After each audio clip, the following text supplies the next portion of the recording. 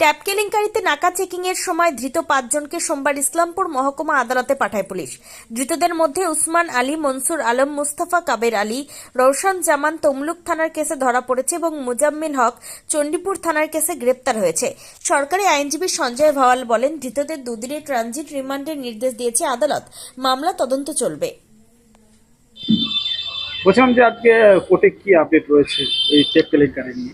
দেখুন, আজকে দুটো পৃথক কেসে ট্যাপ সংক্রান্ত কেসে সেই কেসে দুটো পৃথক কেসে মোট 5 জন আসামিকে কোর্টে ফরওয়ার্ড করা হয়। তার মধ্যে তমলুক পিএস কেস কানেকশনে উসমান আলী, মনসুর আলম এবং রাওসান জামাল এবং মোতা কাবের আলীকে ফরওয়ার্ড করা হয়। এদের 3 days ট্রানজিট রিমান্ডের প্যাড চাওয়া হয়েছিল, অ্যাকর্ডিং লাইন কোর্ট সেটা 2 days অ্যালাউ করেছে। অপর কেস যেটা রয়েছে সেটা হলো চণ্ডীপুর থানা, সেটাও পূর্ব মেদিনীপুরেরই। সেই কেসে মোজাম্মেল হককে ফরওয়ার্ড করা হয়েছিল, সেখানেও 3 days ট্রানজিট রিমান্ড চাওয়া হয়, যেটা লাইন কোর্ট 2 days অ্যালাউ করেছে। বললাম এই যে উসমান আলী এবং এদের যে মানে ভূমিকা কি ছিল, এটা কি করতো এই?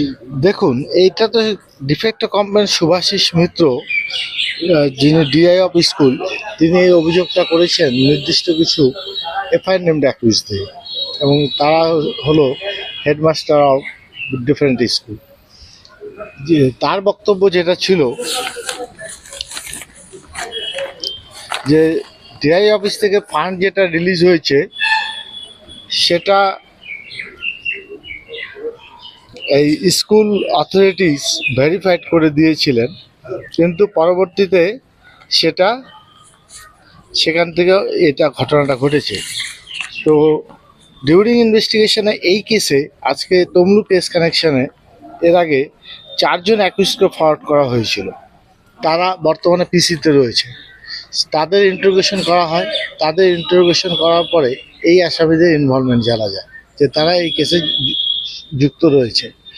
তারা যেটা করতেন যে তারা হলো বিভিন্ন পার্সনসদের ব্যাংক অ্যাকাউন্টগুলো তারা কালেক্ট করে তার বেনিফিশিয়ারদের অ্যাকাউন্টে তারা সেই অ্যাকাউন্ট নামগুলো লগ ইন করতো, করে এই অপরাধটা সংগঠিত করতো।